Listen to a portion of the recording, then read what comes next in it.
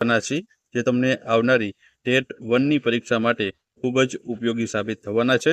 તો વિડીયોમાં છે શરૂઆતથી અંત સુધી અવશ્ય નિહાળજો, અને વિડીયો પસંદ આવે તો વિડીયોને લાઈક કરજો અને વિડીયોને તમારા મિત્રો સાથે અવશ્ય શેર કરજો.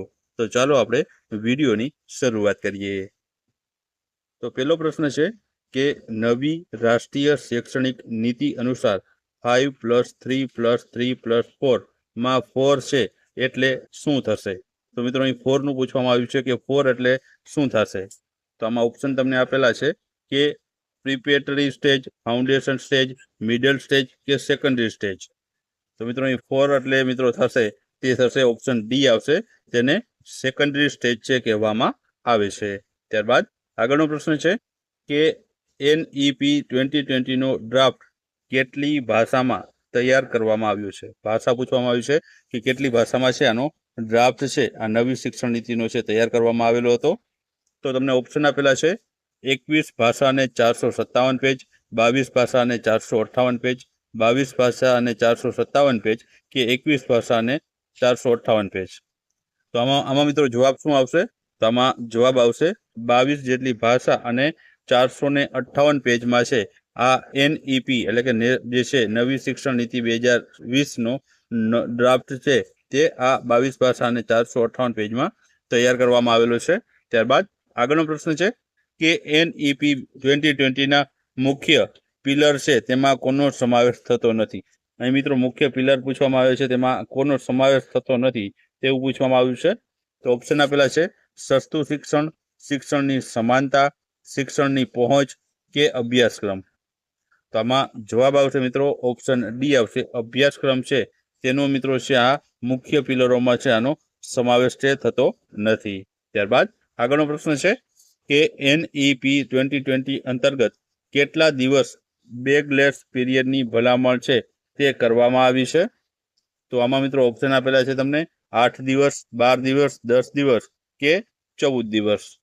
તો આમાં મિત્રો જવાબ આવશે તે આવશે 10 દિવસ છે તે બેગલેસ પીરિયડની ભલામણ છે તે આ NEP 2020 અંતર્ગત કરવામાં આવેલી છે.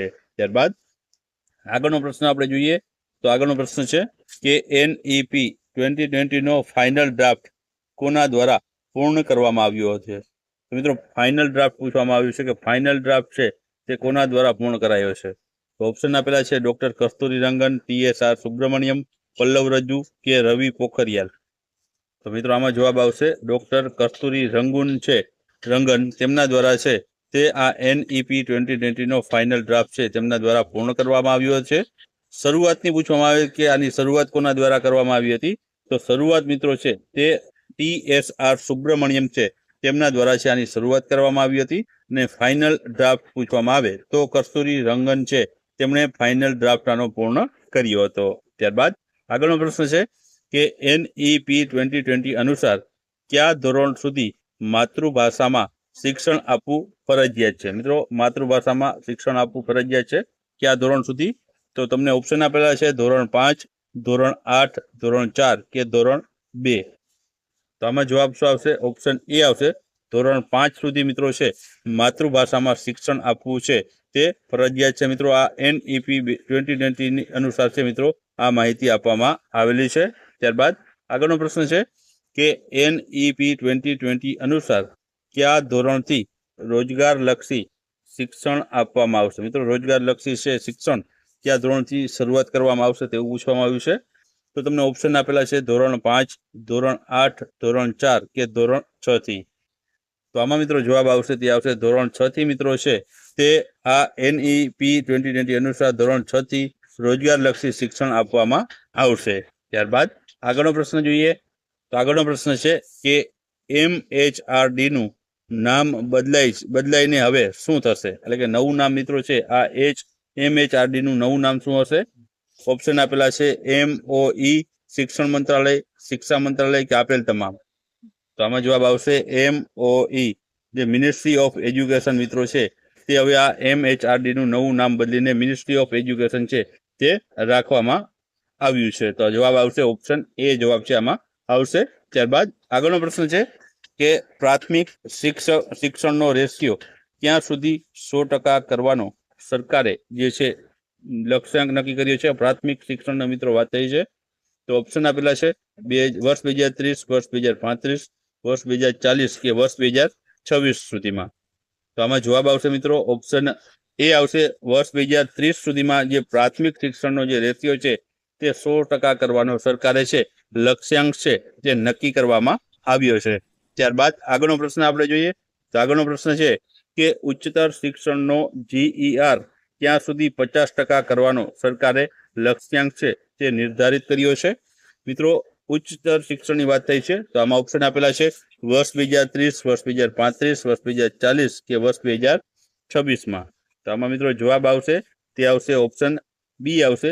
વર્ષ 2035 સુધીમાં મિત્રો છે આ ઉચ્ચતર શિક્ષણનો GER છે 50% કરવાનો જે છે સરકારે લક્ષ્યાંક નિર્ધારિત કર્યો છે. ત્યારબાદ આગળનો પ્રશ્ન છે કે NEP 2020 એ કેટલા વર્ષ પછી આવેલી નીતિ છે? મિત્રો આ કેટલા વર્ષ પછી છે આ નવી જે છે શિક્ષણ નીતિ આવી છે તે પૂછવામાં આવ્યું છે. તો ઓપ્શન આપેલા છે 24 વર્ષ પછી, 34 વર્ષ પછી, 44 વર્ષ પછી કે 54 વર્ષ પછી. તો આમાં જવાબ આવશે મિત્રો ઓપ્શન બી આવશે. 34 વર્ષ પછી મિત્રો છે આ NEP 2020 છે તે જે છે આ શિક્ષણ નીતિ લાવવામાં આવેલી છે. ત્યારબાદ આગળનો પ્રશ્ન છે કે કયા બિલ મુજબ NEP 2020 ને છે જાહેર કરવામાં આવેલી છે? કયા બિલ મુજબ મિત્રો? તો ઓપ્શન આપેલા છે HEB, ECCE, NHEB કે NIOS. તો આમાં જવાબ આવશે મિત્રો તે આવશે NHEB અંતર્ગત છે મિત્રો આ NEP 2020 જે છે બિલ છે જે મુજબ છે બિલ જાહેર કરવામાં આવેલું છે.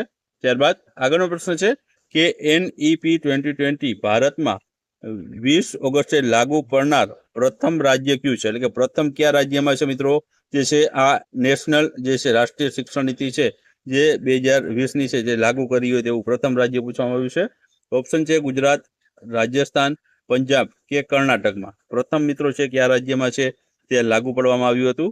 તો આમાં જવાબ આવશે મિત્રો તે આવશે કર્ણાટક રાજ્ય પ્રથમ છે કે જેમાં જે છે આ શિક્ષણ નીતિ સૌપ્રથમ વખત 20 ઓગસ્ટે 2020 ઓગસ્ટે છે આ લાગુ પડનાર પ્રથમ રાજ્ય છે કર્ણાટક બન્યું હતું. ત્યારબાદ આગળનો પ્રશ્ન છે કે પરખમાં R એટલે શું? મિત્રો અહીં પરખ જે છે તેમાં R એટલે શું થશે? તો ઓપ્શન આપેલા છે રિવિઝન, રિવ્યુ, રોલ કે રનર. તો અમે મિત્રો R નો મતલબ પૂછવામાં આવ્યો છે. તો R મતલબ અહીં છે જે પરખમાં મિત્રો R નો મતલબ થશે તે થશે રિવ્યુ થશે. ત્યારબાદ આગળનો પ્રશ્ન છે કે NEP 2020માં નવું કંઈ ઇમ્પ્લિમેન્ટ કરવું હોય તો કોના દ્વારા થશે? તો ઓપ્શન આપેલા છે પરખ, નિષ્ઠા, સાર્થક કે દીક્ષા દ્વારા. તો આમાં મિત્રો જવાબ આવશે તે આવશે ઓપ્શન સી આવશે. જે સાર્થક દ્વારા છે નવું કંઈ પણ ઇમ્પ્લિમેન્ટ કરવું હોય તો આના દ્વારા છે ઇમ્પ્લિમેન્ટ કરી શકાશે. ત્યારબાદ આગળનો પ્રશ્ન છે કે NEP 2020માં સામાજિક અને આર્થિક રીતે પછાત વિસ્તારો માટે વિદ્યાર્થીઓ અને શિક્ષકોનો રેશિયો કેટલો નિર્ધારિત કરેલો છે? તો ઓપ્શન આપેલા છે 30:1, 25:1, 35:1 કે 40:1. તો આમાં જવાબ આવશે મિત્રો 25:1 છે રેશિયો છે આમાં નિર્ધારિત કરવામાં આવેલો છે. ત્યારબાદ આગળનો પ્રશ્ન છે કે NEP 2020માં નેશનલ ક્યુરિક્યુલમ ફ્રેમવર્કને કેટલા વર્ષમાં રિવાઇઝડ અને અદ્યતન રાખવાની ભલામણ કરવામાં આવેલી છે? તો ઓપ્શન આપેલા છે 5 વર્ષ, 6 વર્ષ, 7 વર્ષ કે 8 વર્ષ. તો આમાં જવાબ આવશે મિત્રો તે આવશે 5 વર્ષ છે આની જે છે તે રિવાઇઝ એન્ડ અદ્યતન રાખવાની ભલામણ છે કરવામાં આવી છે 5 વર્ષમાં. ત્યારબાદ આગળનો પ્રશ્ન છે કે MHRD નું પૂરું નામ જણાવો. મિત્રો MHRD નું પૂરું નામ પૂછવામાં આવ્યું છે. તો ઓપ્શન આપેલા છે ministry of human resource department, ministry of human resource development, ministry of human research director કે ministry of human research development. તો મિત્રો આમાં જવાબ શું આવશે? તો જવાબ આવશે આમાં ઓપ્શન એ આવશે ministry of human resource department છે મિત્રો તે MHRD નું પૂરું નામ છે તે થશે. ત્યારબાદ આગળનો પ્રશ્ન છે કે નીચેનામાંથી કોણ ઇસરોના ભૂતપૂર્વ જે છે ચેરમેન હતા? મિત્રો ભૂતપૂર્વ ચેરમેન ઇસરોના રહી ચૂક્યા હોય એવો વ્યક્તિ કોણ હતા? તો ઓપ્શન આપેલા છે કસ્તુરી રંગન, TSR સુબ્રમણ્યમ, રમેશ પોખરિયાલ કે પલ્લવ રજ્જુ. તો આમાં જવાબ આવશે મિત્રો કસ્તુરી રંગન જે ઓપ્શન એ છે સાચો છે. તે મિત્રો છે આ જે છે NEP 2020 નો ડ્રાફ્ટ પૂર્ણ કર્યો છે કસ્તુરી રંગન તે જ મિત્રો છે ઈસરોના ભૂતપૂર્વ તેઓ છે ચેરમેન રહી ચૂક્યા છે. ત્યારબાદ આગળનો પ્રશ્ન છે કે કયા વર્ષ સુધીમાં ધોરણ 3ના વિદ્યાર્થીઓને મૂળભૂત સાક્ષરતા અને સંખ્યા જ્ઞાન પ્રાપ્ત કરવા માટેની અમલીકરણ યોજના રાજ્યો દ્વારા અમલમાં મૂકવામાં આવશે? તો ઓપ્શન આપેલા છે વર્ષ 2030, વર્ષ 2023, વર્ષ 2025 કે વર્ષ 2026 સુધીમાં. તો જવાબ આવશે આમાં મિત્રો ઓપ્શન એ આવશે, વર્ષ 2025 સુધીમાં છે મિત્રો ધોરણ 3ના વિદ્યાર્થીઓને મૂળભૂત સાક્ષરતા અને સંખ્યા જ્ઞાન પ્રાપ્ત કરવા માટે અમલીકરણ યોજના છે રાજ્યો દ્વારા અમલમાં મૂકવામાં આવશે.